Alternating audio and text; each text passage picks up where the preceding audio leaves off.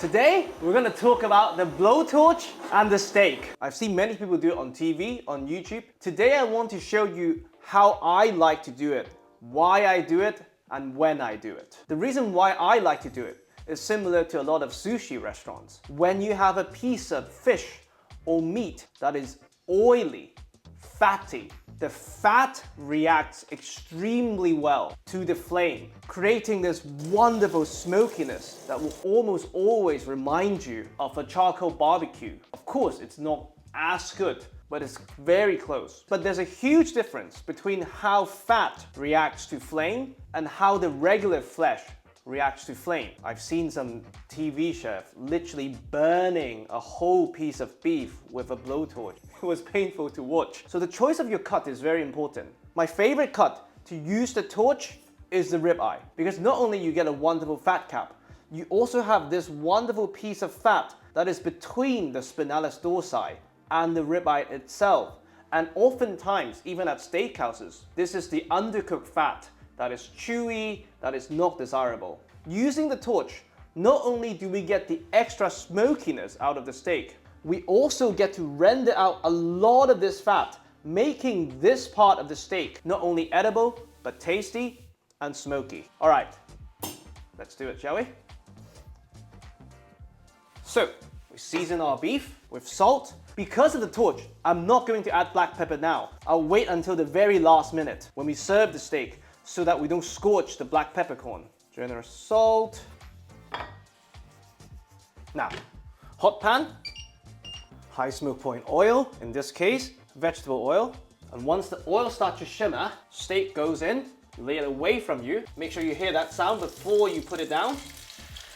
And we press to maximize the surface area that's in contact with the pan. High heat with protein, Maillard reaction, browning. That's what's gonna make the steak taste meaty. We want to burn the fat, but brown the meat, not the other way around.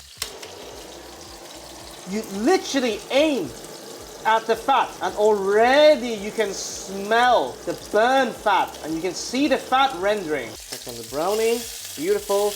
We turn the steak, beautiful, beautiful browning.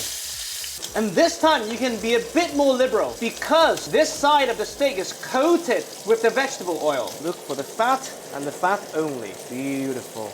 Remember, you're not trying to cook the steak. You're trying to burn a bit of the fat. Perfect. Now we probe the thickest part. Wonderful. Stove off. Steak comes out. You want the core temperature to be about 46 degrees Celsius, so that the resting would bring it up to 54 Celsius, which is medium rare, which is how I like my steak. Now, to go with our beautifully torched steak, you might have noticed the champagne, not red. That's because we want to give it a bit of sunny, bright flavors. Bit of lemongrass, just to help them release the essential oil.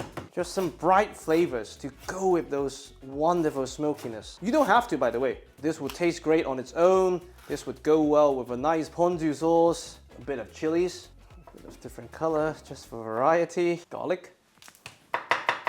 Perfect. Now, we skim off most of the excess fat from the pan. You know why there's so much excess fat? Because we render them with the torch. A bit of heat back to the pan, and we send these beautiful flavors, kiss the pan briefly, to release the essential oil from the lemongrass, to evaporate a bit of the water content from the chilies, the garlic, to concentrate their flavors and to remove a bit of the harshness. Perfect. Stove off. Here we have some oyster sauce. To that, add the chilies, the garlic, the lemongrass, a bit of Thai fish sauce for extra umami. And the oyster sauce will also act as a bit of a thickener to stabilize the sauce. Now, a lime. We squeeze a bit of lime juice, give it a bit of a mix. Oh, incredible. Wow. That's actually my dinner. Now, let's carve our steak. I'm leaving all the resting juices in the serving plate directly. Might have overcooked it slightly. I got too excited with the torch. Now, we carve. Oh, beautiful. Look at that. This is what I meant.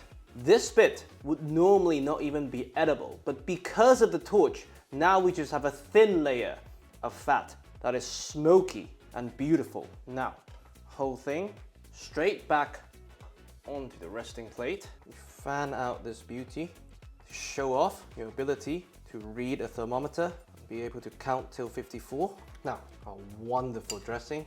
So very easy dressing, I must say. And now it's going to emulsify with the resting meat juices, making it even better. And to give it even more brightness, to balance the smokiness, we have some lime leaves. And I always like to add them at the very last minute because they really don't like heat. You basically clap your hands to release even more essential oil, and you cut them as thinly as you can. They go wonderful with chicken as well. It's just a wonderful brightness. You can smell the acidity, but you can't taste it. I don't know how else to describe it. Beautiful.